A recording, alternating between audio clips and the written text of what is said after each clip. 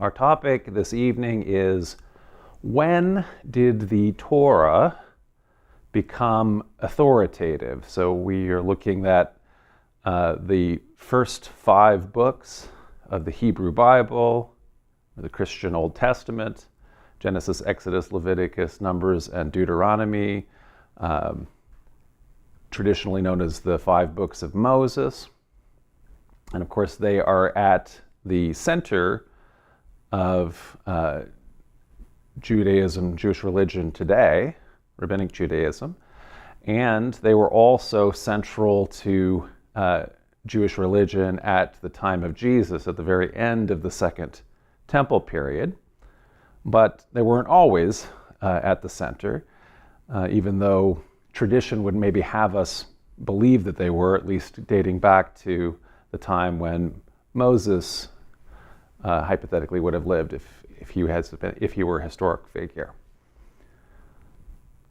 So if we look much later, to a much later time period, to the time period between the Old and New Testaments, where there are the books of the Apocrypha, the books of Maccabees, which we've had lectures on, tell stories of the Judean revolt against the Hellenistic kingdom of Syria, one of the successor states to Alexander the Great's empire, the Seleucid kingdom.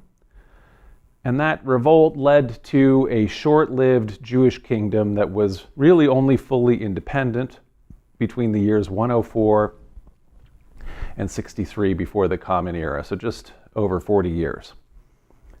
So the first book of Maccabees portrays the initial revolt in the year 167 as a rejection of forced Hellenism, of forcing the Judean people to adopt Greek culture and religion. And so this is led by Jewish priests, Judas Maccabeus, romantically pictured here. So according to First Maccabees, the Seleucid king Antiochus IV Epiphanes provoked the revolt by attempting to eliminate Jewish distinctiveness through a program of forced Hellenization, essentially assimilation, wanting to bring all of his peoples together as one Greek kingdom. So we read in the Book of Maccabees, "Then the king, Antiochus IV, wrote to his whole kingdom that all should be one people and that all should give up their particular customs. All the nations accepted the command of the king. Many even from Israel gladly adopted his religion. They sacrificed to idols and they profaned the Sabbath." So if we highlight a couple things here, we're seeing that this is a multicultural empire, the Seleucid empire that they're in, the kingdom, and the different peoples had their own particular customs, including Israelites, who had distinctive customs, and part of the Israelite customs, we just highlight here, include a kind of a Sabbath observance, although it doesn't say precisely what that is, but on the 7th day, some sort of observance is done, and it avoids sacrificing to idols. So that's an icon. Part of the distinctive of the religion is iconoclastic, so you do not worship God or make an image of God. So the Greek king, sent letters by messengers to Jerusalem and the towns of Judah. He directed them to follow customs strange to the land, to forbid burnt offerings and sacrifices and drink offerings in the sanctuary.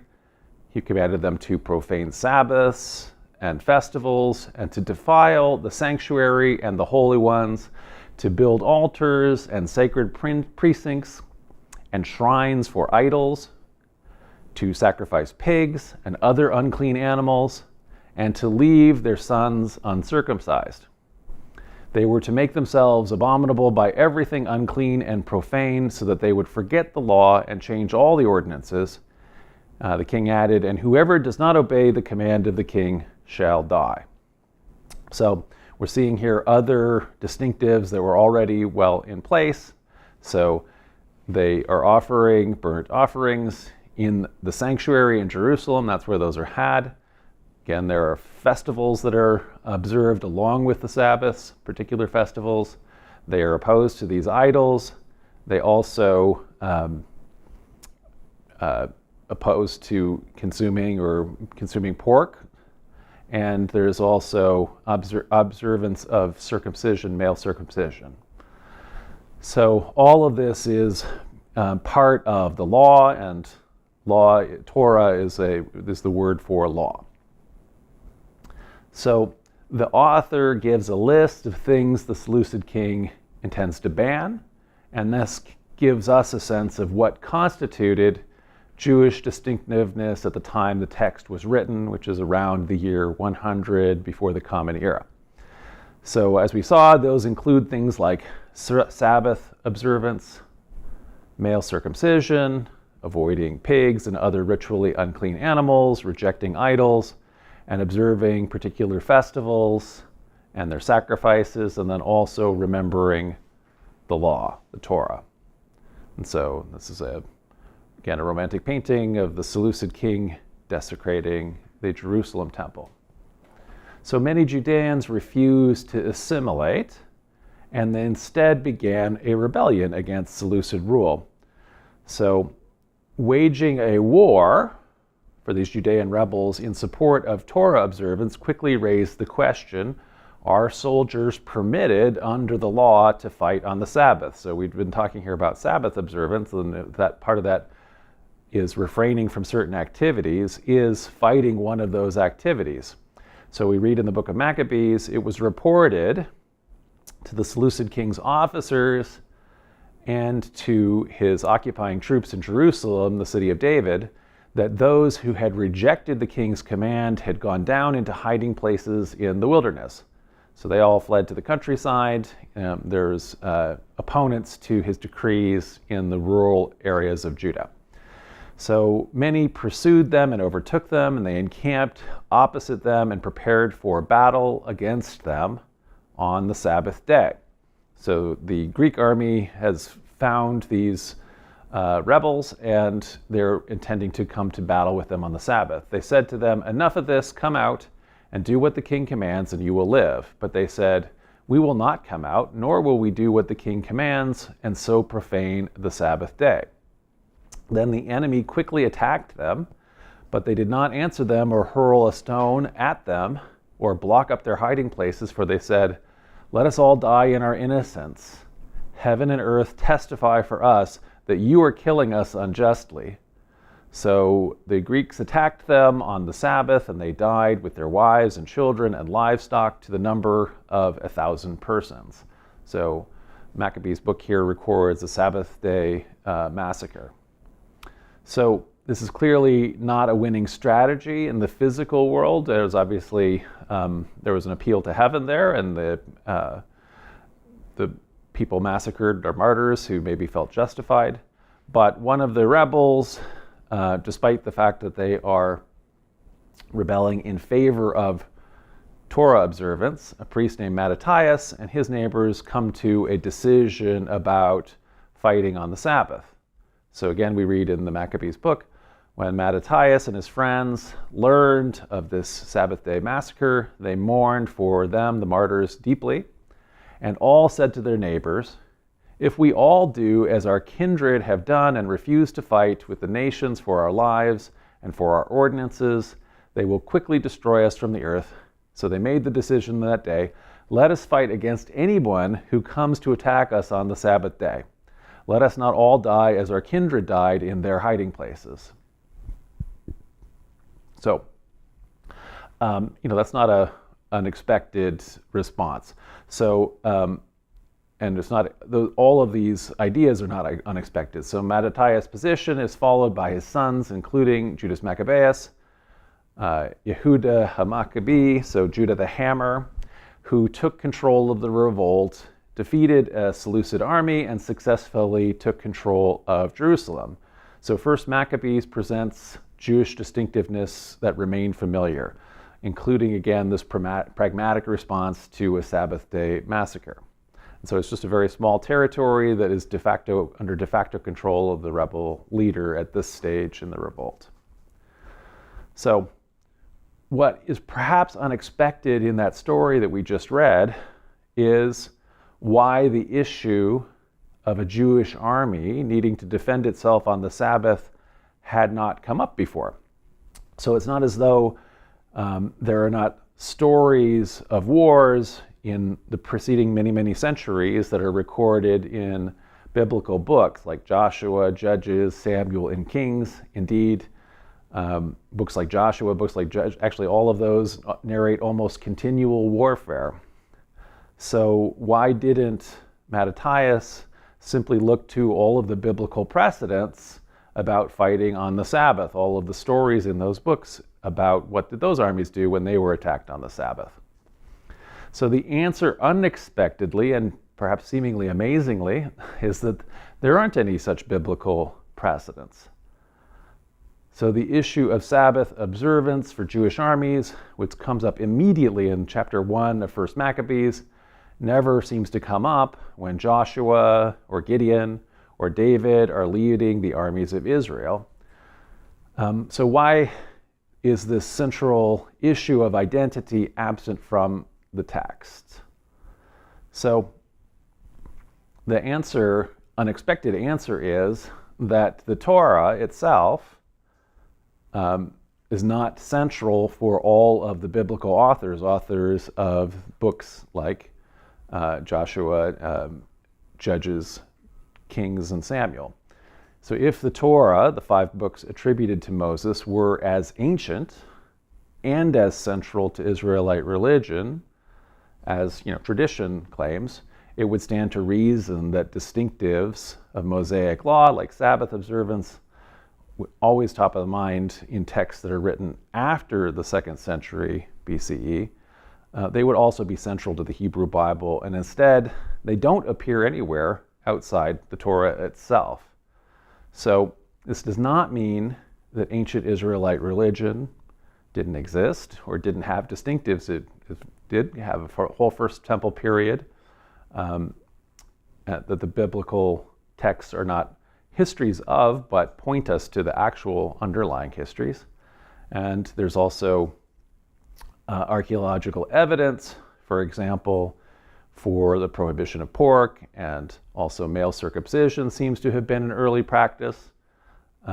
There are many examples of obedience to the idea of law in general. So in part, an issue here is that the Torah has the same, since it's named the law, it also has the same name as law. And so there was a sense of having to obey law before the Torah existed in its present form. So even when, though, some of these customs and religious prohibitions may have been in force, those don't necessarily mean that we have Torah as central to Judaism of the time.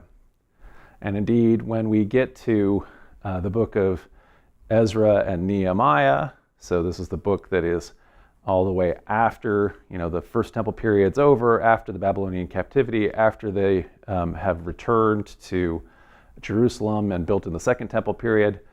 When Ezra gets on a platform and reads the law, that reading of the Torah is really presented as a new practice. And when the people hear the law, they hear new things that they had never heard before. So we've seen many times what I've just said, so that when Ezra reads the law to the community in Jerusalem that has returned from exile, has rebuilt the temple, and is now living under Persian rule in a little Persian province of Yehud, the information he reads seems to be news to everybody. So we read in the book of Nehemiah, all the people were gathered together into the square before the water gate. They told Ezra the scribe to bring the book of the law of Moses, which the Lord had given to Israel. Accordingly, Ezra the priest brought the law before the assembly, both men and women, and all who could hear with understanding. On the second day, when Ezra was reading the law still, the heads of all the ancestral houses of all the people with the priests and the Levites, they came together to Ezra, the scribe, in order to study the words of the law. And they found it written in the law that the Lord had commanded by Moses that the Israelites should live in booths during the festival of the 7th month, and that they should publish and proclaim in all their towns and in all Jerusalem as follows: go out to the hills and bring branches of olive, wild olive, myrtle, palm, and other leafy trees to make booths, as it is written. So the people went out and brought them and made booths for themselves, each one on the roofs of their houses and in the courts of the house of God, and in the square at the water gate and in the square at the gate of Ephraim. And all the assembly of those who had returned from captivity made booths and lived in them. For from the days of Joshua son of Nun to that day, Israelites had not done so. And there was very great rejoicing. There was always at the end of the reading in the Monty Python and the Holy Grail, it says, and there was great rejoicing. That reminds me of that. So anyway, this commandment, this is a commandment that they read in the Torah, so observing the festival of the booths, that hadn't been known or practiced since mythic times, so the time of Joshua, a mythic figure, indicating that, in other words, time immemorial, they had never practiced this, indicating that if Ezra were reading from a Torah, substantially similar to what we have now, this is the first moment, or the earliest moment, that Torah is widely known, since its commandments haven't been read and haven't been practiced. So we've seen previously that Ezra might have been the editor or redactor who brought the Torah close to its present form, or he might have just been around at the time when that was happening.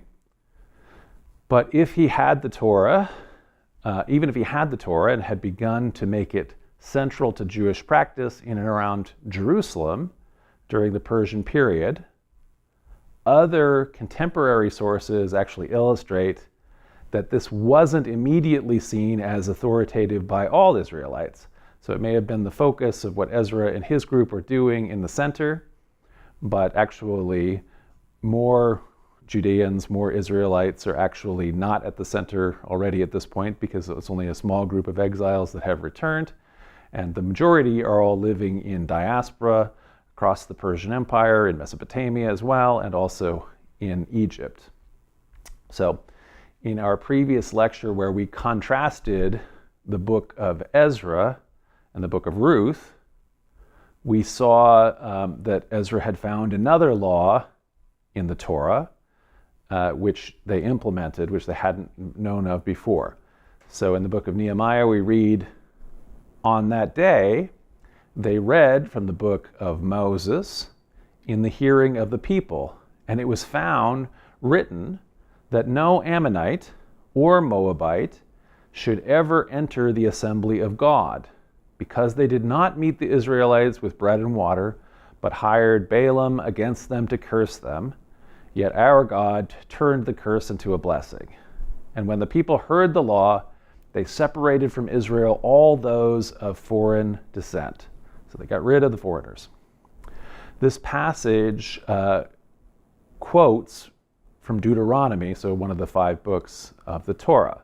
So the passage in Deuteronomy reads, no one, this is about people who you're not allowed into the assembly. So it begins, no one whose testicles are crushed or whose penis is cut off shall come into the assembly of the Lord. So there's a prohibition against eunuchs. Those born of an illicit union shall not come into the assembly of the Lord.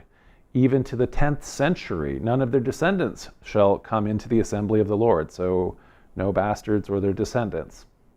No Ammonite or Moabite shall come into the assembly of the Lord, even to the 10th generation.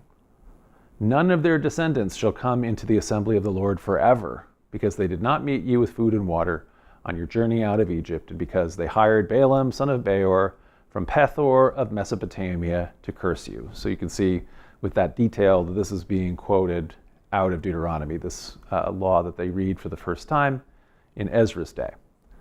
So Ezra and the Persian governor, Jewish Persian governor, Nehemiah, used this newly found law to force the Judean men to divorce all of their non-Judean wives and also renounce their children, which caused substantial anguish. And so we know at the time there were other people in the community who had the opposite perspective, including the author of Ruth, as we saw, who instead tells a story of a righteous Moabite woman who has been admitted into the congregation, who has begun to worship the God of Israel. You know, your God is my God, she says, and she follows her mother-in-law back to Judah, where she ultimately marries a Judean man, and the two of them become an ancestor of King David. So this directly contradicts the law in Deuteronomy, which would have prevented David from being admitted into the assembly, since it is within 10 generations he has himself a Moabite ancestor, according to the Book of Ruth that is written around this time. So the author of Ruth is not alone among biblical voices that are opposed to Ezra and this new reading of the Torah, this new laws that they're finding or hadn't been aware of from the Torah. So the community, for example, that continued to revere the prophet Isaiah, so a person who had been a historical prophet operating in the First Temple period, community continued to revere his work and was in fact adding new writings in Isaiah's name. In the Persian period, so there'd already been more writings that had occurred during the exile period, Deutero-Isaiah, and now chapters 55 through 66 of the book of Isaiah, as we now have, are called Trito-Isaiah by scholars because they're a new edition written in Isaiah's name, but during the Persian period.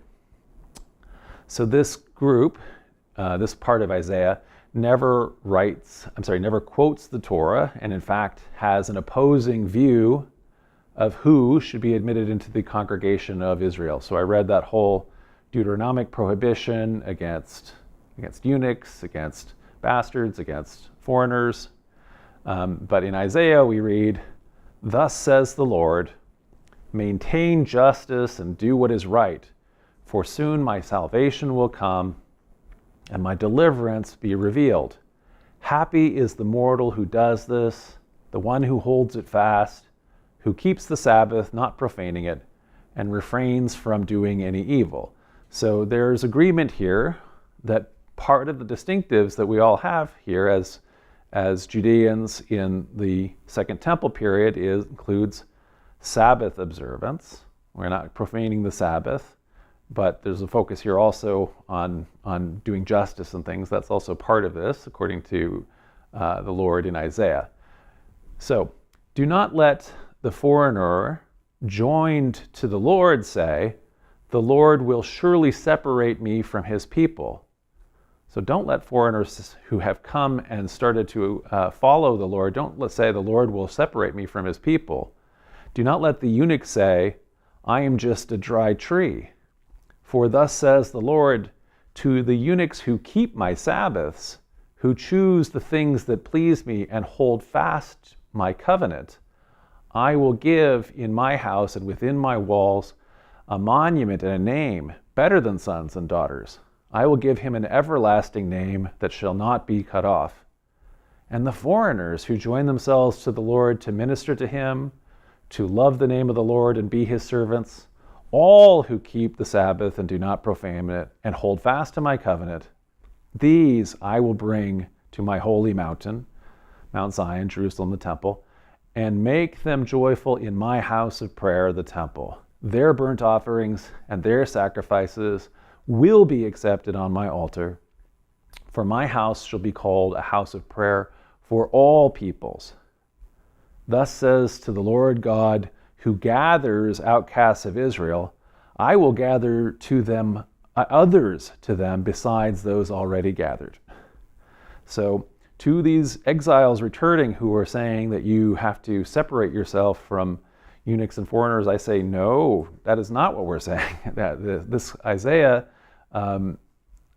declaration is saying quite the opposite. Foreigners are being called by God to be part of the community, and their sacrifices in the temple will be accepted.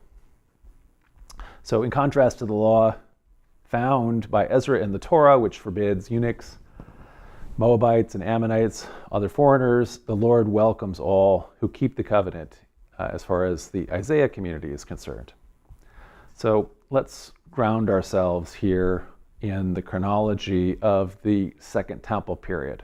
So we have beginning in the pink in 586 the destruction of the First Temple, so that along with the Babylonian captivity, then the proclamation of Cyrus, the Persian emperor, that allowed the exiles to return home, and the completion then in 516 of the Second Temple period, that begins the Second Temple period, which is going to end at the other end in blue in the year 70, when the Romans, 70 of the Common Era, when the Romans destroy the Second Temple.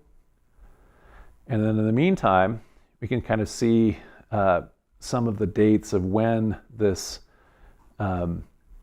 later, or when these biblical texts are being composed. So the original Isaiah is composed, the source of it anyway, is composed in the First Temple period.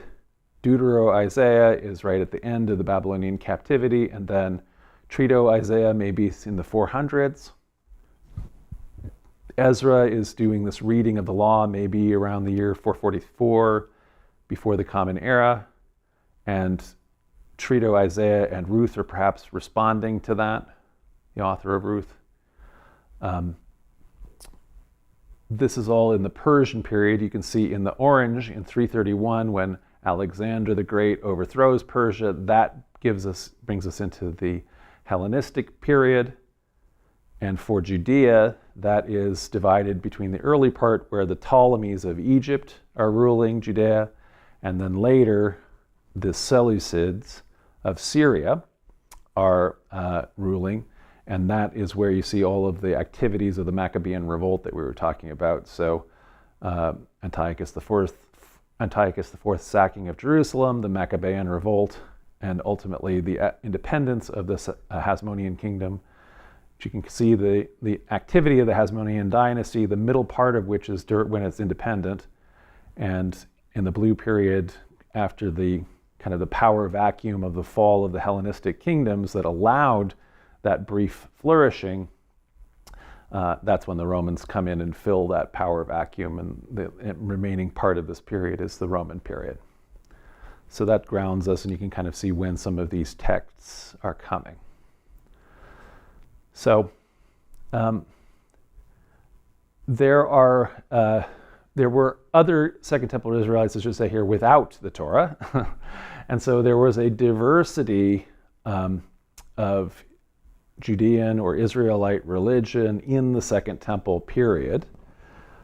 And one of the places we've seen where there are a remnant of a kind of First Temple Israelite religion is in the diaspora community at the Egyptian city of Elephantine, which is at the southern frontier of Egypt. So it was built by a community of exiled Judahites, possibly the escaping army that fled. Jeremiah went with them for a while, and they were exiled after the destruction of their kingdom in 586 BCE by Babylon. So the Elephantine Judeans were probably employed by Pharaoh as a part of a mercenary force to guard his southern frontier, and they maintained a temple completely separate from, obviously, the Jerusalem temple with sacrifices. So they seem to have preserved an earlier version of Israelite religion, and in building their own temple, they seem to have had no awareness of the Torah's prohibition of offering sacrifices anywhere except Jerusalem. So again, in Deuteronomy, we read, "Take care that you do not offer your burnt offerings at any place you happen to see, but only at the place the Lord will choose in one of your tribes. There you shall offer your burnt offerings, and there you shall do everything I command you." So again, because Deuteronomy is set in the time of Moses and is therefore before the people have entered the land, The designated spot doesn't happen yet, but there's going to be one place in the future, and it's going to be Mount Zion, Jerusalem, where the temple will be. That is the only place you can have offerings according to the Torah. The Elephantine Judeans have left a collection of papyrus and ostraca that give us some of the indications of how they lived and the kind of how the distinctiveness of their version of Israelite religion. And so, among other things, in addition to their own temple, to Yahweh where they offered sacrifices, they also contributed to the shrines of other Aramaean deities, including Anath Bethel and Hashem Bethel, and they swore oaths by other gods than just Yahweh, so they would say by Anath Yahu in their swearing, and that combination seems reminiscent of the biblical phrase Yahweh and his Asherah that we've seen and talked about in our Asherah lecture. So Asherah is one of the main Canaanite goddesses that is worshipped by Judeans throughout the First Temple period, but is part of the reforms that the last kings of Judah were trying to stamp out Asherah worship and centralize it to monolatry. So it does seem that maybe the Elephantine Judeans are preserving maybe even a pre-monolatrous Israelite religion. We have all of these, like I say, papyri and ostraca, and none of the texts include the Torah or any quotation from it, so they don't seem to have it. The Elephantine texts do make reference to many other distinctive practices, including Sabbath observance, but oddly in this case, no references to circumcision, so it's not clear whether they are practicing that down there.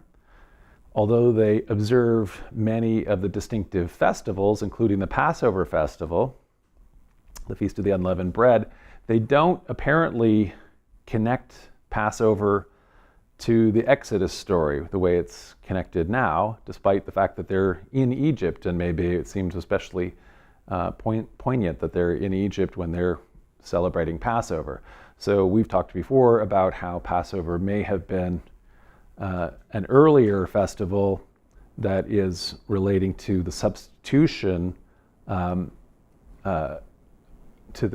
essentially the ending of the Canaanite pagan practice of child sacrifice, and instead you are warding off the god of death from entering your household and killing your firstborn, because you show with lamb's blood that you have offered a substitute sacrifice. You have offered an animal sacrifice instead of an infant human sacrifice. And so that may be the actual origin that later has an association in the Torah with the Exodus story.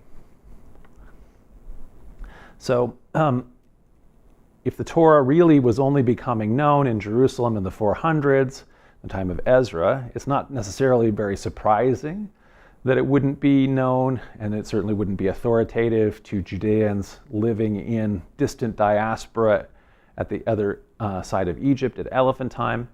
But we have indications in texts and other places that the same may be true for Judeans living in the eastern diaspora in Mesopotamia and in the heartland of Persia and the capital in Susa, one of the capitals. So this is a map here. All of the colored in areas are part of the Persian Empire as it expanded over time at different time periods in the Persian period. And Elephantine is at the very bottom of Egypt, the orange there. And Susa, which is one of the capitals, is in one of the pink areas next to Mesopotamia. So the Book of Esther is set in the court of the Persian king of kings, Ahasuerus, who is probably meant to be Xerxes I, although a case has been made that Artaxerxes is who's meant. The king falls in love with and marries a beautiful Judean courtier, noble class person from the Judean exile community or diaspora community in Susa, one of the Persian capitals. So this Judean woman is named Esther, and she becomes, in the course of this,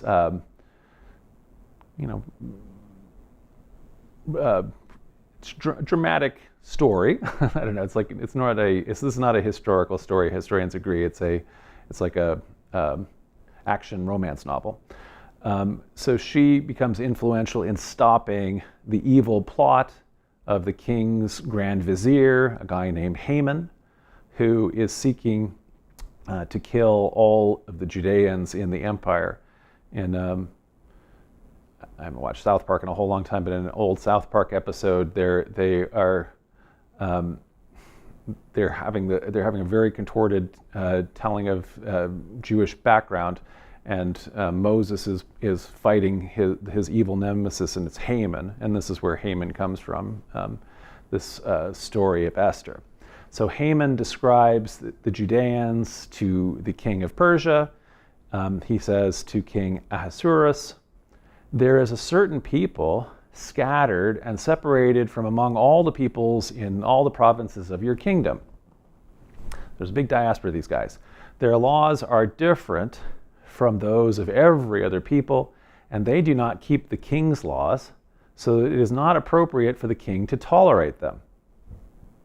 If it please the king, let a decree be issued for their destruction, and I will pay 10,000 talents of silver into the hands of those who have charge of the king's business, so that it may be put into the king's treasuries."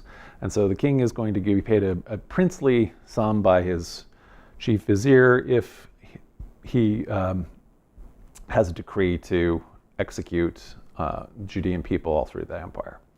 So what we see about them is their laws are different from those of every other people in this vast multi-ethnic empire, but unfortunately the text does not say what these laws are, and there isn't any particular indication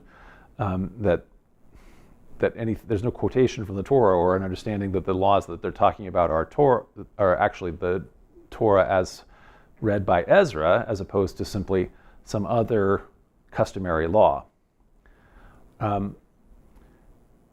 As I say, the book doesn't actually quote from the Torah, and it doesn't even reference God, so that's why I say it's sort of more like a action-adventure novel.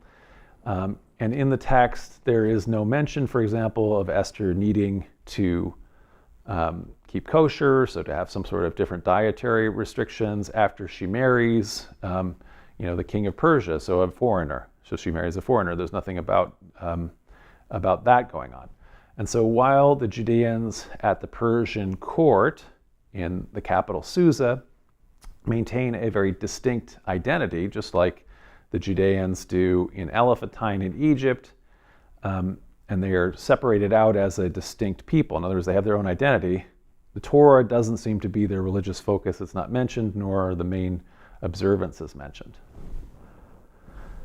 So the book of Daniel is another interesting example of a character living in the Eastern diaspora. In this case, the book is set during the Babylonian captivity, but it's actually written much, much later during the Hellenistic period of the Second Temple period, so the Hellenistic part, the second half. Nevertheless, although Daniel and his companions, in this case, they're not intermarrying, they're not marrying royal people or anything like that, they're able to maintain their own distinctive Judean practices. These are, again, don't quote the Torah, and they're not actually drawn from the Torah. So in this little image here, Daniel and his companions are refusing to eat the Babylonian king's rations of food and wine. So Daniel is a young Judean nobleman during the exile, living at the court of the king of Babylon in the city of Babylon. He's given a Babylonian name, Belteshazzar. He's given a place in the royal court, and he's assigned a daily ration of food and wine. What we read in the book of Daniel, Daniel resolved that he would not defile himself with the royal rations of food and wine. So he asked the palace master to allow him to not defile himself. And so we might think that it's going to be all about pork or eating meat that had been sacrificed to the gods or something like that. That would be a sacrifice before idols, and so that there would be some reason that this was impure food that would relate to the law. But instead, actually, Daniel asked to be given vegetables and water. And so while the story might appear to be about some kind of kosher rules, the Torah does not forbid wine consumption, so there's no reason why he shouldn't be able to be drinking wine and has to switch to water. And it also doesn't insist or demand a vegetarian diet. You're not to eat pork and unclean animals, but not vegetarian. So whatever Daniel is doing here, it's an unrelated practice, or at least can't be drawn out of the Torah. In addition, in terms of the diversity of the way Israelite religion is understood in the Second Temple period, closer even to home, or to Jerusalem, to the center, were the Samaritans, who represented their own variety of Israelite religion already in this period. So these are Israelites who were not taken away, who continued to live in the area that had been the northern kingdom, the kingdom of Israel, which was destroyed by the Assyrians, but almost the bulk majority of the people had stayed and were continued to live there, just like the Babylonian exile only brought just the top elite of Jerusalem away, but the majority of the people had continued to live in Judea. So by maintaining their own temple on Mount Gerizim, the Samaritans were also violating that commandment in Ezra's Torah the same way that the Elephantine temple did. And we saw in our lecture that we had on the Samaritans, at some stage when Torah observance, or when the Torah became central to the Judeans, the Samaritans around that time also developed their own version of the Torah, which specifies that place that Deuteronomy identifies is actually Mount Gerizim, so that it is the chosen place, location for the sacrifice, and Torah becomes central to Samaritan religion, but it's their version of the Torah later on here. So as we're looking around at these different diversities, so just as members of that prophetic tradition that we saw, so the authors of Trito, Isaiah, 3rd Isaiah, are maintaining a Judaism that is independent of the authority of the Torah, so that is looking to the prophetic voice as opposed to written laws that are authorized or claiming their authority because they're from Moses.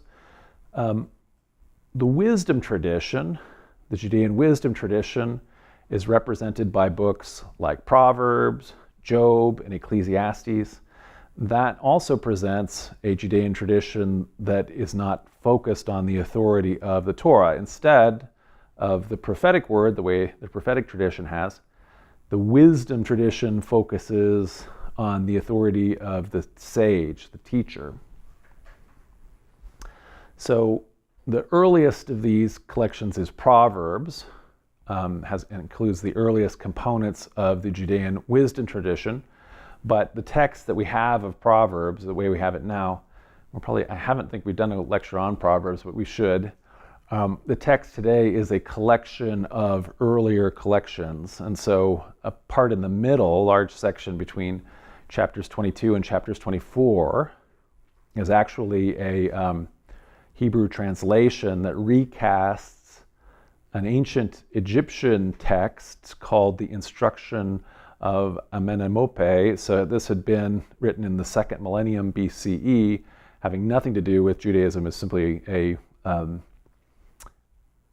Proverbs and wisdom tradition that exists in Egypt that is brought in. So there is a broader international wisdom tradition that the Judean wisdom tradition is tapping into.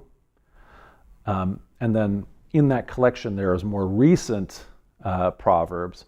And in fact, the first section of the book, which is attributed to Solomon, is probably among the most recent part of the book of Proverbs, and it's probably dating from the end of the Persian period or at the beginning of it's probably from the end of the Persian period. We've looked before about Solomon. So Solomon is proverbial for wisdom. and so he is referenced here, so that at least is known. This legends about Solomon, who is again a figure not in the Torah but in the Deuteronomic histories.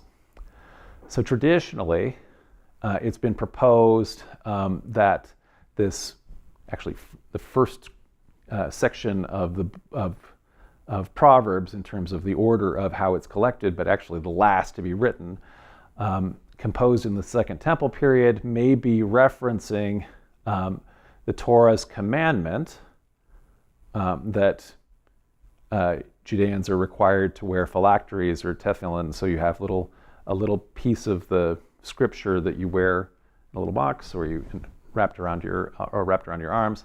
So you shall put, it says in Deuteronomy, you shall put these words of mine on your heart and on your soul. You shall tie them for a sign on your arms, and they shall be as a totafot between your eyes. So, and another place it says, you shall bind them as a sign upon your arm, and they shall be as a totafot between your eyes. And so this is like when you see phylacteries worn.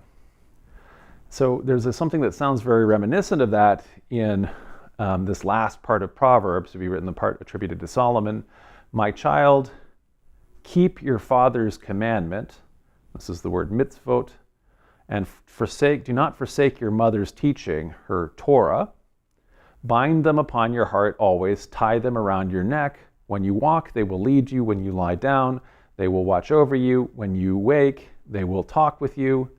For the commandment, the mitzvot, is a lamp, and the teaching, the Torah, is a light, and reproofs of discipline are a way of life. So, although, again, like I say, some scholars, traditionally this has been interpreted as being maybe an echo of that commandment to have, in the Torah, to have phylacteries. John J. Collins, who has an excellent book on this entire period and this process called The Invention of Judaism, Torah and Jewish Identity from Deuteronomy to Paul, I very much recommend. He says here, really, Proverbs, when they're talking about Torah and commandments, these are not presented as the Torah of Moses, so this book that Ezra has read, but rather they're presented here as teachings or instructions of your father and your mother, your parents. These are the teachings that are leading you around like a lamp. And either the same teachings are sometimes presented by a sage who is acting in place of parents, the teacher who you're coming to. So Proverbs are authoritative teaching, not because they're divine law brought down from Mount Sinai by Moses, but rather because they represent the wisdom of human teachers. So, although some readers take heart that Ecclesiastes ends with an epilogue that includes this very hard right turn that calls readers to fear God, as it says, and keep his commandments, for that is the whole duty of everyone. For God will bring every deed into judgment, including every secret thing, whether good or evil. And a couple readers called that out when I was talking about, we had a whole lecture on Ecclesiastes recently, which I was calling the Bible's agnostic book or the Bible's skeptical book. And they pointed out, well, at the very end, it says, fear God and keep his commandments. But like the happy ending we have in the book of Job, where a later author writes that after the whole thing was over, God gave Job new children to replace all the children that had gotten killed, and new cattle to replace all the cattle that had gotten killed, and so on. That is not by the original author of the core book of Job. That is an addition to the book of Job. We've had a lecture on that as well. This epilogue in Ecclesiastes is almost certainly the work of a different author than the sage who assures us throughout the whole bulk of his text that everything is vanity, that this is not part of what his central message. So this is just some of the one of the other independent traditions, the wisdom tradition, which doesn't have to be again, Torah focused in the Second Temple period. So are there additional alternate communities in addition to these remnants of pre-Torah Israelite religion in the diaspora, prophetic writers and sages who promoted non-Torah visions of Judean religion? There may have been additional alternate communities in the Second Temple period. So we've also had several lectures on the books of Enoch. And so the community that produced the Enoch tradition, especially the first book of Enoch. So while this collection is very clearly aware of the Torah, the Book of Enoch actually recasts the entire tradition and changes it. And so, in part by focusing on this antediluvian, that means to say before the flood, mythic character of Enoch, that's saying essentially looking back to an even more, an earlier and potentially more authoritative figure than Moses. And so this community may actually be claiming a primacy above what the other communities that are focusing on the Torah and Moses are. One of the things that we saw when we looked at the Book of Enoch is that it includes a completely different calendar. So the Sadducees, the folks in Jerusalem, had adopted the Babylonian lunisolar calendar, and so that would be deciding when the different, all of the different festivals would be. The Enoch community, by having their own solar calendar that is actually not very well fixed on the solar year. So the year is 364 days. So you can see that will get off at a certain point, because as we know, the year is 365 and a quarter or so days, and has to have leap year days and other ways so that we don't get our calendar off from the actual solar year. This one would get off a little bit every single year because it's especially focused on the 7-day week. So it's a year of 52 weeks, and of course Sabbath observance is so important. So this community that has this completely different calendar would obviously be celebrating the festivals at different times. And we know, for example, as in an equivalence in Christianity, how schism works, that Eastern Orthodox Easter and Christmas are at different times than Catholic and Protestant Easter and Christmas. And so you can see that you would potentially be in schism too if you have a different calendar. In addition to this community, we also had a lecture on the Book of Jubilees, and if there was a community that had actually adopted Jubilees as their calendar, it might just be a potential, or it might be a theoretical calendar, but if anybody was doing that, they also would have a different calendar and have the festivals at different times than everybody else. So, if we go back to here, our question, when did the Torah become authoritative? We can see all of these communities really flourishing and not being very Torah focused all through, for example, the first half of the Second Temple period, all through the Persian period, and even through in the beginnings of the Hellenistic period in the Ptolemaic period. And really, it seems like this is going to become really important, or it takes primacy in the religion kind of at the end of the Second Temple period, during the Seleucid and especially the Maccabean period, the time period of the Hasmoneans. So after Alexander the Great, after Alexander the Macedon conquered Persia, Judea and Samaria became provinces of the Hellenistic successor kingdoms. So they initially fell under the Ptolemies of Egypt, but in 198, they were incorporated into the Seleucid kingdom of Syria. So elites in both provinces were heavily influenced by Hellenism, by Greek ideas, Greek customs.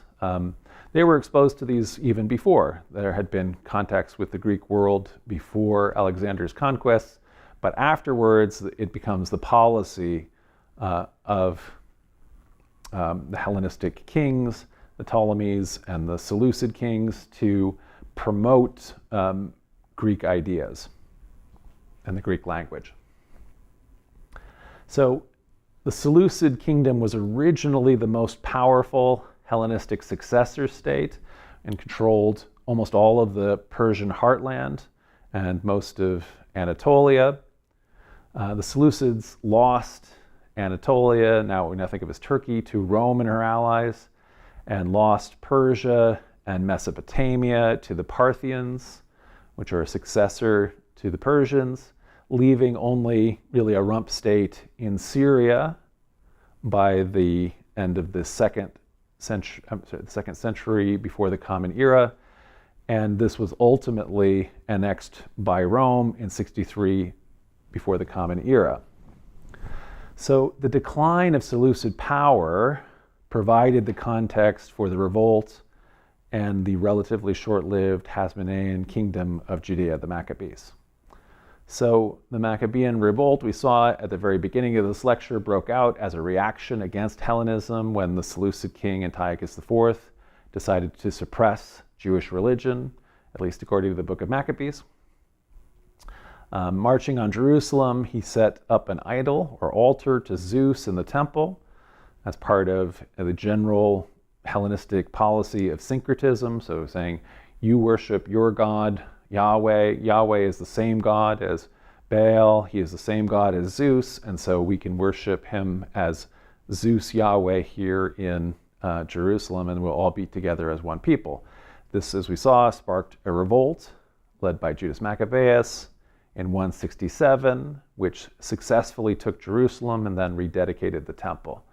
So having taken control of Jerusalem, the Hasmoneans cleansed the temple of pagan idols and altars. So we read in the Book of Maccabees, then Judas and his brothers said, "See, our enemies are crushed. Let us go up and cleanse the sanctuary and dedicate it." So all the army assembled and went up to Mount Zion. There they saw the sanctuary, the temple, desolate, the altar profaned, and the gates burned. So Judas chose blameless priests devoted to the law. So again, Torah has become important here. And they cleansed the sanctuary and removed defiled stones to an unclean place. So while acknowledging Seleucid suzerainty, they had to in order to maintain control. The Maccabees, the Hasmoneans, were able to win a large degree of autonomy for Judea, which they began to rule as ethnarchs and also as the high priests. And so as high priests, they took over that role that Ezra had had under the Persians. And so now the Hasmoneans are aligned with them and with the Torah and its temple focus. So as Seleucid power continued to decline, the Hasmoneans successfully expanded their territory, conquering Samaria in the north and Idumea, the kingdom of Edom in the south.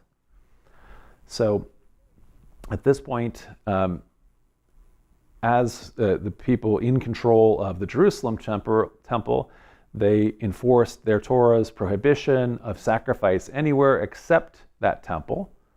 And so the Hasmoneans, in taking control of Samaria, destroyed the Samaritan temple on Mount Gerizim around the year 111. According to the Jewish Roman historian Josephus, John Hyrcanus, the ethnarch of the Hasmoneans, also forcibly converted the Idumeans. So this is the Edomites that we were talking about not being allowed into, previously hadn't been allowed by Ezra into the congregation because of the prohibition in, the Edomites were allowed. It's the Moabites and the Ammonites. But anyway, the Edomites are the other kingdom, the ones that actually are allowed. Anyway, so when Hyrcanus heard of the death of Antiochus, he made an expedition against the cities of Syria, hoping to find them destitute of fighting men and of such as were able to defend them. Hyrcanus also took Dora and Marissa, cities of Idumea, and subdued all the Idumeans, and permitted them to stay in that country if they would circumcise their genitals and make use of the laws of the Jews. And the Edomites were so desirous of living in the country of their forefathers, they didn't want to get kicked out, they submitted to the use of circumcision and of the rest of the Jewish ways of living. At which time, therefore, this befell them, that they were hereafter no other than Jews. So the Edomites now all become Judeans. All the Idumeans become Judeans. They become Jews. So in this way, the Hasmonean dynasty promoted a religious policy that went hand in hand with their military and political authority. It begins as a revolt promoting Judaism against Hellenism, and now that has continued as they're expanding. The emphasis by the ethnarch high priest rulers seems to correspond also, though, with the promotion of Torah and its rise to centrality in the Second Temple period. John Hyrcanus' son, Aristobulus I, successfully asserted Hasmonean independence from the Seleucids, and he finally assumes the title of Basileus, the Greek word for king, so becomes essentially a Hellenistic king. Further conquests in Galilee saw similar Judaizing or conversions to Judaism, Jewish colonies planted in Galilee, which is why it has a mixed Jewish and Gentile population by the time Jesus is born. So while in between Judea and Galilee, Samaria resisted Judaizing, and so instead became a separate Israelite sect in schism with the Jews. And under Aristobulus' brother, Alexander Jannaeus, the kingdom then reached its greatest extent. So in just a couple generations, they went from a kind of ethnarchy, a sub-kingdom, the Seleucid kingdom, to their own independent kingdom, and they also assumed a lot of the trappings. So ironically, as they became kings, the Hasmoneans themselves increasingly adopted all the trappings of the Hellenistic kingdoms all around them. The only way you know how to be a king at a certain point is how all the other kings are around you, and they also adopted Greek names like Aristobulus, which means best advising, and they're named things like Alexander, as you may be seen. So Alexander Jannaeus, that means, you're being named after Alexander, you're a kind of Hellenistic king at this point. So although there's an irony there that the people who started off as anti-Hellenic rural priests became the city elite and became Hellenized themselves, the brief period that was happening and that their independence was happening corresponded, with the promotion of Torah to centrality in Second Temple period Judaism.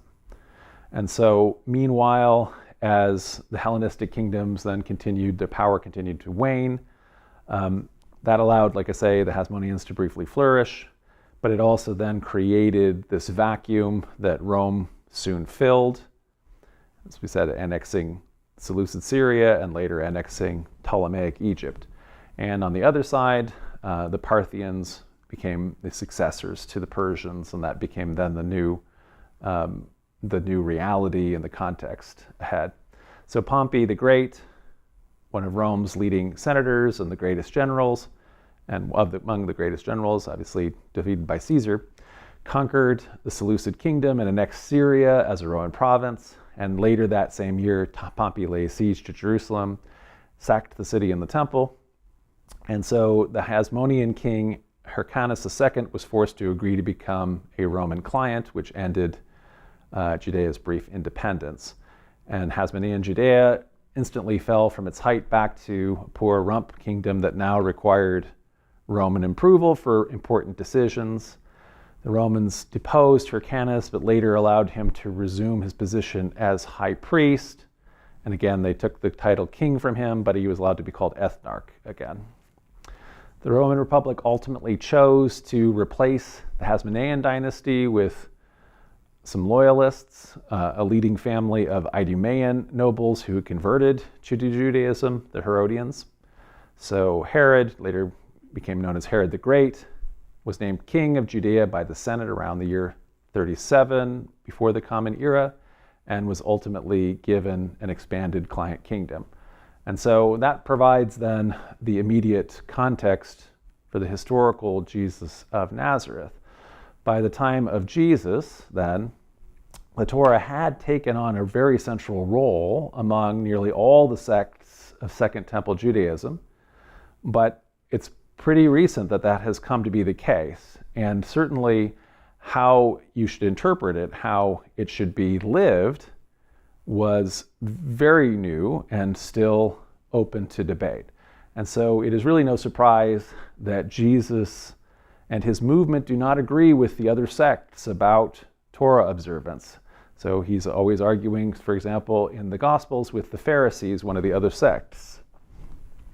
At the time, we read in the Gospel of Matthew, Jesus went through the grain fields on the Sabbath, and his disciples were hungry, and they began to pluck heads of grain and eat. And when the Pharisees saw it, they said to him, "See, look, your disciples are doing what it is not lawful to do on the Sabbath." So there is a conflict here about what Sabbath observance should be. Jesus faces similar complaints from the Pharisees about his own actions. So he left that place and entered their synagogue. A man was there with a withered hand, and they asked him, "Is it lawful to cure on the Sabbath?" so that they might accuse him. He said to them, "Suppose one of you has only one sheep, and it falls into a pit on the Sabbath, will you not lay hold of it and lift it out? How much more valuable is a human being than a sheep? So it is lawful to do good on the Sabbath." Then he said to the man, "Stretch out your hand," and he stretched it out, and it was restored as sound as the other. So we know from the Dead Sea Scrolls that the Essenes, who were even much more strict about Sabbath observance, had a prohibition about taking animals that have fallen into pits pulling them out of pits on the Sabbath. That's not something you can do on the Sabbath.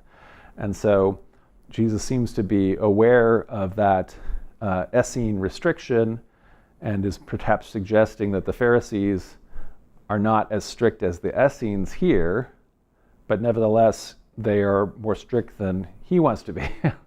And he is not focusing on especially the literal rules of Sabbath observance, but rather he and his followers are focused on doing good at all times, and that is permissible on the Sabbath, no matter what the literal text says. So, in the end, then, what we can kind of see is there is a vast diversity of Jewish religion in the Second Temple period, different communities that saw authority differently, prophetic tradition, the wisdom tradition, alternate traditions like, for example, the Enoch community, but then also remnants in diaspora of people practicing earlier forms of the religion. And galvanized into all of this, Ezra's focus or the temple returning exiles' focus on Torah, which is perhaps galvanized during this Maccabean period, brings that to the fore and the center for all of these communities who then have different ways of interpreting it and working with that as we enter into the post-Second Temple period.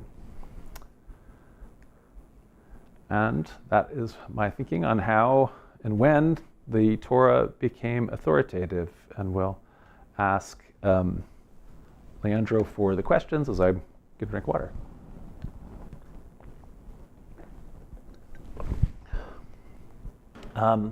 Julie Bazuski says, what does it mean that the Seleucids defiled the holy ones? Does that mean the priests? I'd have to look at that quote where we were. So they defiled the sanctuary, and then yes, it probably means that that also the priests, the people who were in the sanctuaries. So I'd say probably. I just have to look at the quote again. Ricky Palacio said, "Did the Seleucids impose Hellenistic beliefs on the Jews? Wasn't the Maccabean revolt a response to Hellenization being imposed on the Jews?" So that's definitely the position of the first book of Maccabees. But the second book of Maccabees tells a little bit of a different story, which is that that Hellenism was actually an exciting set of things as part of the new popular culture of the time, and many of the elite Jews were very much embracing a lot of Hellenism, and what it exactly meant to be Jewish hadn't been hammered down in every single way.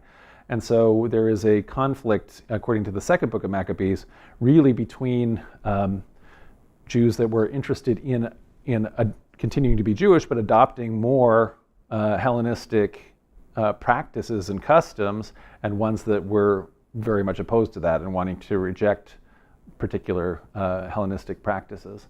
And so I think some Hellenistic Jews at the time might have been prepared even for syncretism. So in other words, deciding, like everyone, that like all of the pagans, Zeus is not the same god as Jupiter until the Romans and the Greeks decided that he was. And so in that same way, the chief gods of Egypt are lined up with Greek gods, and same thing, the Syrian and Canaanite gods. And so perhaps Yahweh could also be seen as the chief god or the one god, or something like that, in some kind of syncretism. But no, some of it, certainly the Maccabees themselves were opponents of both the Seleucid kings that were promoting Hellenism and also civic elites in Judea, in Jerusalem, that were also in favor of Hellenism. Aries Aurelian says, "Are the Elephantine Jews remnants of the Hyksos?" No, I don't think so.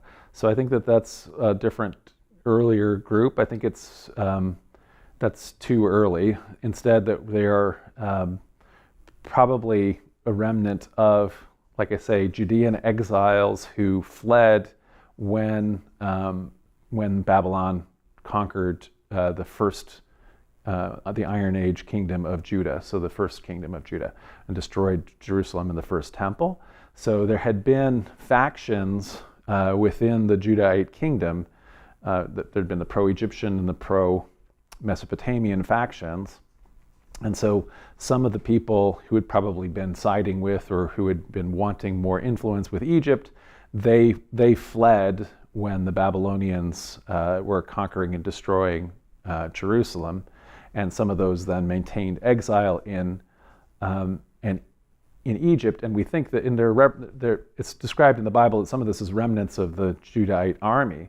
And so it would be a normal practice for an ancient kingdom like Pharaoh in the kingdom of Egypt to take an army like that. If you're having an army come in, they become mercenaries for you.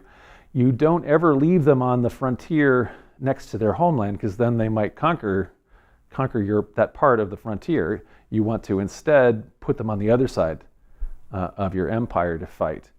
So, the later Roman Empire, when they start recruiting Germanic mercenaries to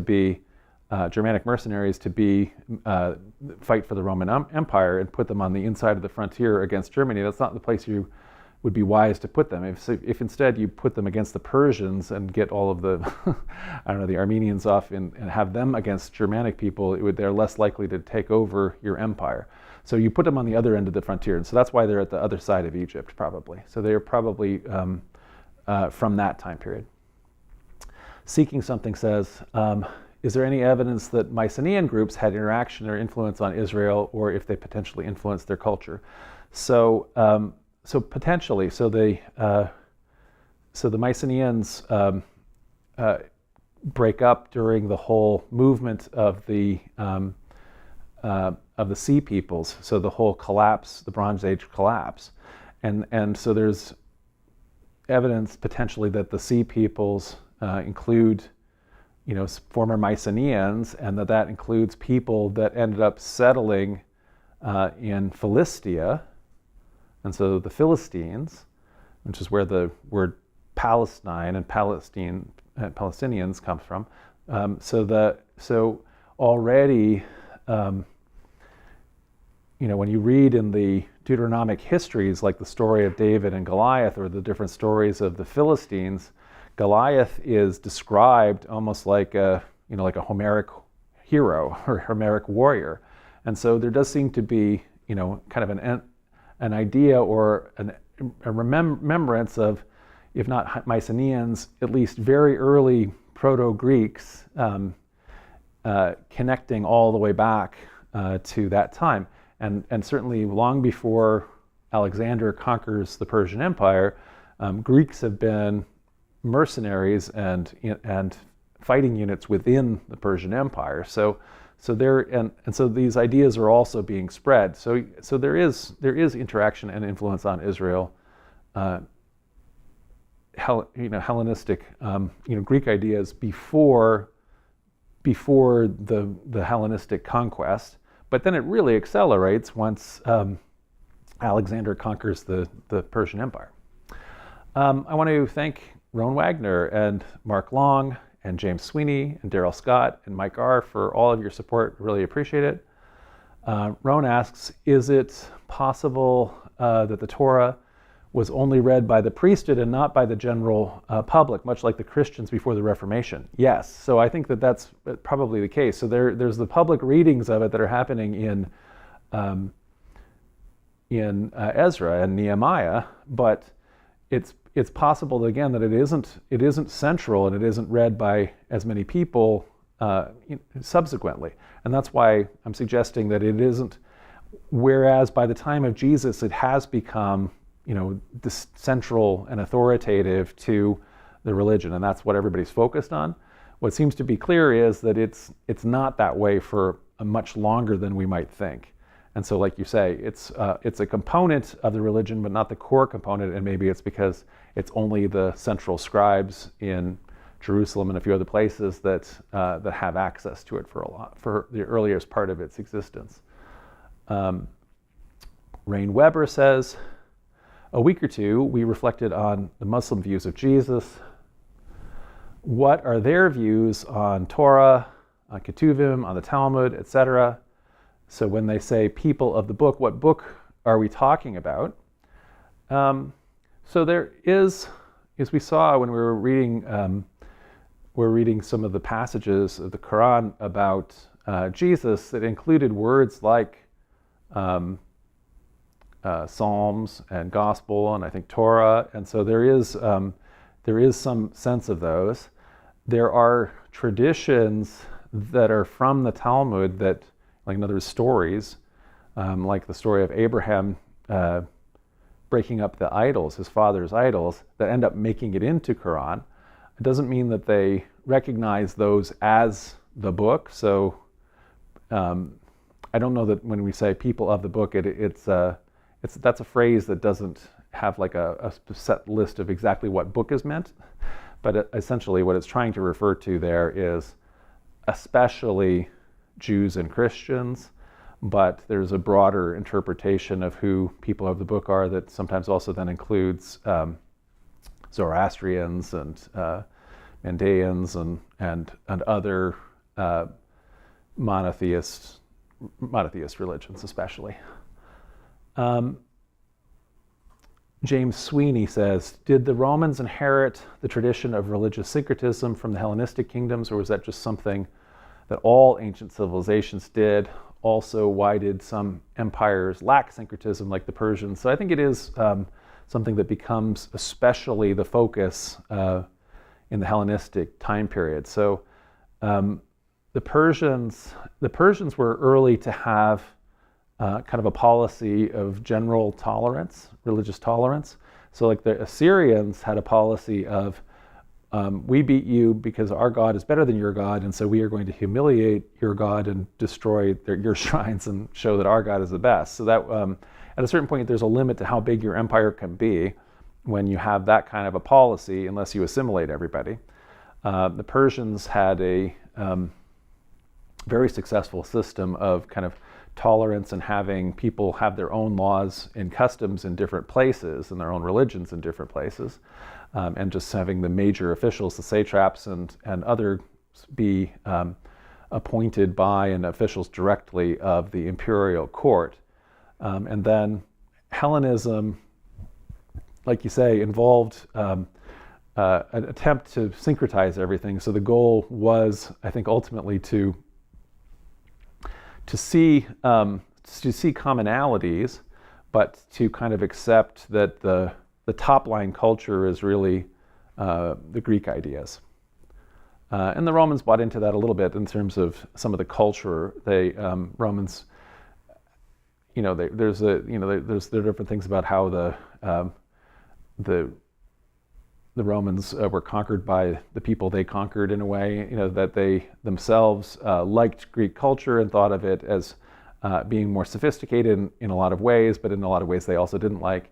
And they thought that they therefore, though, had, the reason why they'd conquered everybody was because they had more military capacity and more virtue and were better at law and administration and things like that. So they had their own way that they were able to feel culturally superior despite adopting so much of the Greek policy, including like syncretism. Tabukat.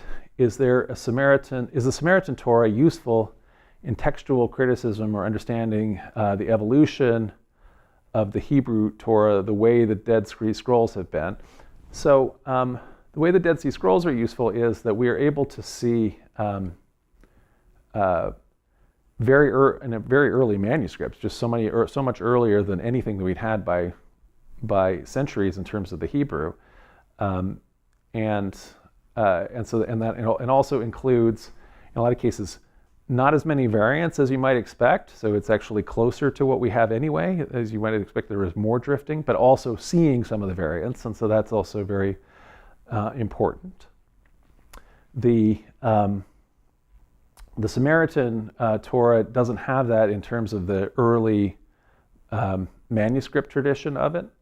So instead, though, it does have a lot of variants, and so in that sense, it is more like the Septuagint, the early Greek translation, because the Septuagint also has a lot of variations, and so it's showing that at the time period that the Samaritan Torah became fixed and the Hebrew Torah became fixed and the Greek Old Testament became fixed, the Septuagint, that there was still variation in how the text was. And in some cases, the Samaritan Torah agrees with the Septuagint against the Hebrew or Jewish Torah. So it is useful for all that. Mike R. Jewish art of scripture debate was and continues to be an important tradition. Was this adopted when the books were compiled? Why do you think it died off in Christianity? So there is a very specialized way that debate continued to happen among the rabbis, and that has been, like you say, formalized in how all of the commentaries end up working, where you have text and then you have commentary on it, and so it's a long-standing historical debate, and that debate continues. I wouldn't say, though, that this has died off in Christianity. There is a very serious debates over the texts in Christianity, but where we are now primarily is, so from the side of it where I'm at, this is all viewed through, mostly all viewed through an academic lens. So the modern academic disciplines of history and literary criticism, are actually largely created originally by Christians in order to study the Bible and to get at handle on all of these things. textual criticism, and so on. And so that's the primary prism through which lots of Christians see that. And the other half of it is all the Christians that don't want to be informed by the academic disciplines, that would rather read these in a fundamentalist way. And so they have their own debates and takes on how to understand the text that aren't based on the academic tradition, or they use it a little bit but don't like a lot of it. Has an apologetic recasting of some of it. Josh Bedford, is it reasonable to think of the early days of Torah authority to be closer to a category of constitution than what moderns think of as a holy text? That's an interesting idea. So it could be, I guess so, in the sense that so we have a modern idea of what a holy text is, in part based on, in a great part based on over 2,000 years of seeing the Torah as holy text, and the fact that that has gone on for so long and has been so central to all of the ways the Abrahamic religions have, and our vision of holy text is based on how Christians see the Bible, how Muslims see the Quran, how Jews see Torah, and so I think that what things were like 2,200 years ago is very, very different, because they are at the other end of that time period.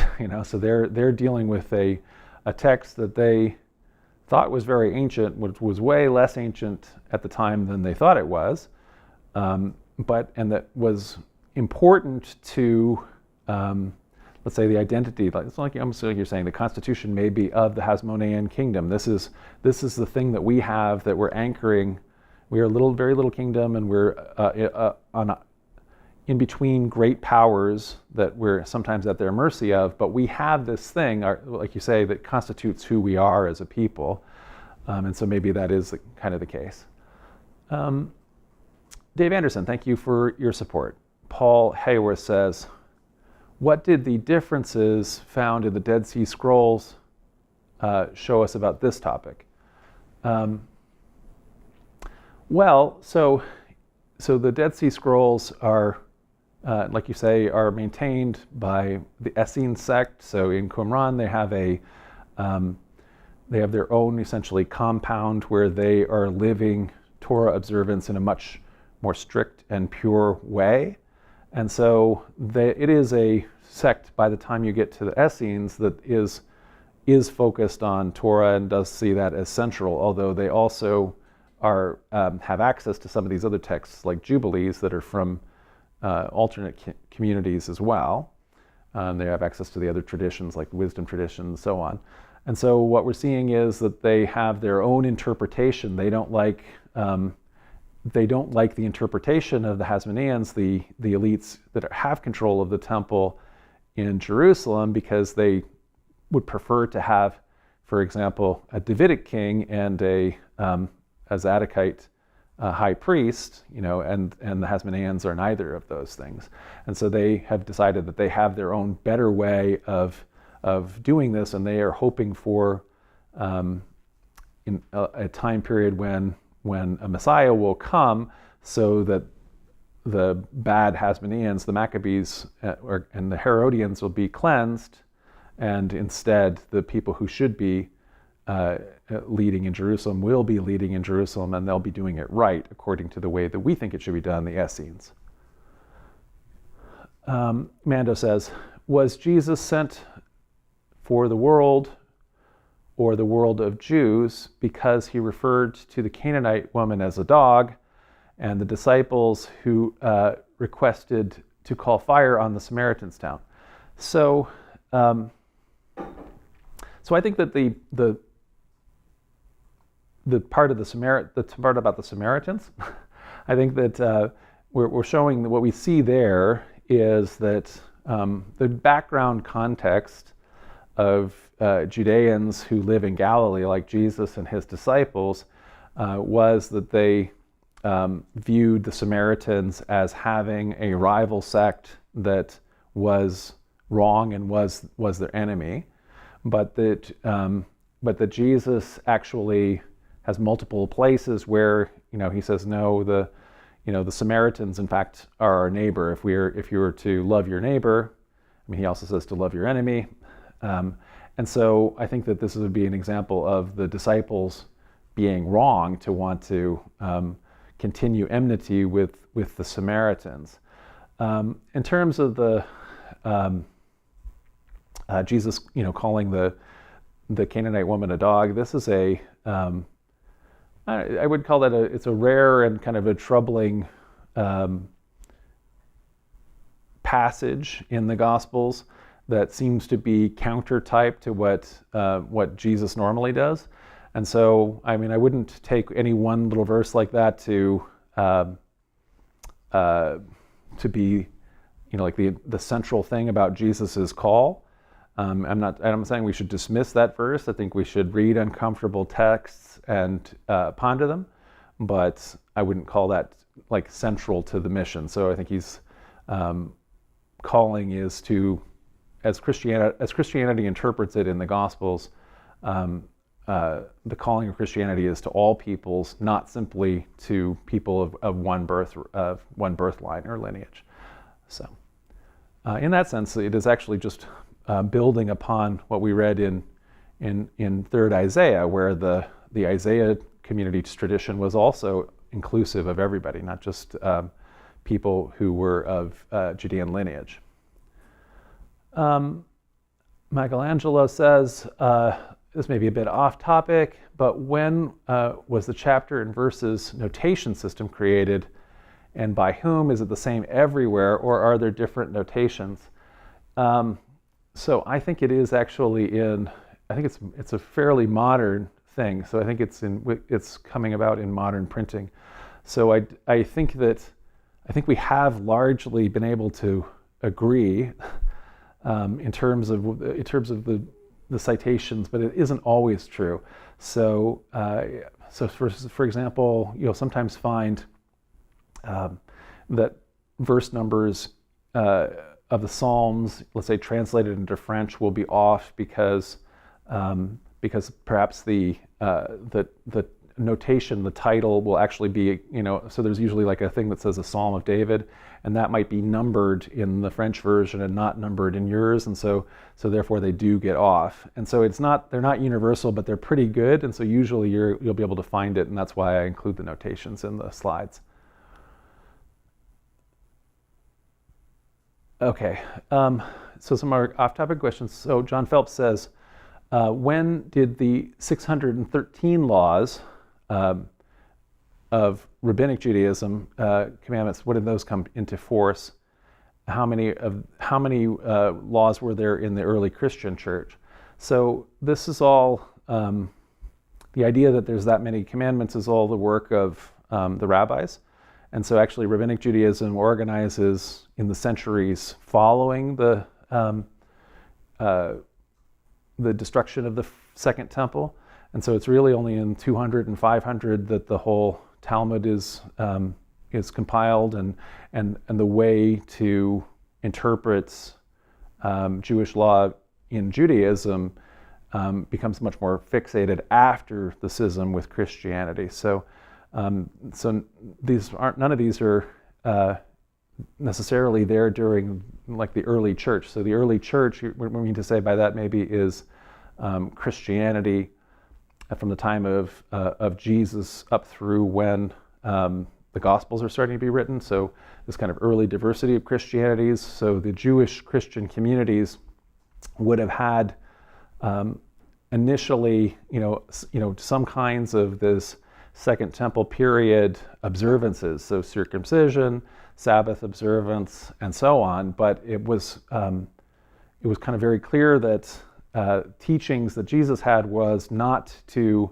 go through and try to enumerate commandments and to follow them literally like that, but instead to work through like the gift of the Spirit that is going to tell you how to live, kind of the higher law, I think, is already fairly early on. And then already by the time of Paul. Paul is arguing within Christianity, just in its first decades, that observance, Jesus has fulfilled the law, and if you observe the law, if you keep the Sabbath, the Saturday, as if you circumcise your children or adult converts, then Paul says, then Christ died for nothing. So there's already a rejection in the emerging lead faction of Christianity to abandon Torah observance of any kind fairly early on. Fastball Flakes. How many people that are firm believers are just unwilling or to discuss or listen to uncomfortable texts? If they believe they have the truth, why would such discussions shake their foundation of faith? No, people don't like uncomfortable things. So, I don't like I said, that how Jesus comes off in this discussion he has with this Canaanite woman, where he is rejecting her for her ethnicity. But that doesn't mean we don't go and focus on it. I've had a great mentor who since passed away, but who was a leader in my church, who was also one of the great scholars. He had a PhD from Princeton and was a great preacher as well. And he preached a sermon on the biblical text from the Old Testament, the rape of Tamar, which is not a happy story. But he did it to say we can't just pull out of the Bible all the happy parts. We have to consider very uncomfortable texts as well, and that shouldn't shake the foundations of our faith. But nevertheless, people in general don't like to be challenged, even though that should probably be the purpose of church, is challenging your assumptions and challenging your base convictions and things like that, so that you actually are thinking about these things. But it's not always that way. K. Tempest Bradford asks, have I watched Satan's Guide to the Bible? I have not seen that. Some people have asked, what is my church, Community of Christ, take on the works versus faith questions? So we're definitely, I guess, in the camp of works. The works question, if it's framed as you do good things and then you earn a place in heaven. So in other words, if you sin, you're punished for that and you go to hell because of that, or if you're constantly doing good deeds or something like that, that you're earning a place in heaven. We don't. That's not how we see that. So the idea of it is we would be on the other side in terms of the grace side, which is our enduring principle is grace and generosity, and so God, the source, is continuously creating and continuously giving and forgiving, and so anything that you would have like that isn't something that you earn. There's the parable of the sheep and the goats, where at the end of it, the people have done good work, so they fed they fed the Lord, and but they didn't know it, and so they're doing it without. They're doing those kinds of things, but not with the motivation of wanting reward. So our position, I think, on this is you want to be motivated out of love. You want to be acting because you love good and you want good things to occur. And the closer you align yourself to that, the closer you're aligned yourself to the source of love and goodness. And so that's what's happening. Not and good works may be result, but it's not that you're motivated from good works or afraid of hellfire in order to have your motivation. That's a negative motivation that we wouldn't be. That's not what we're going for. Another question that's come up is, are we an offshoot of the Mormon Church? So we are a related denomination. So the Mormon Church and our church have the same origin.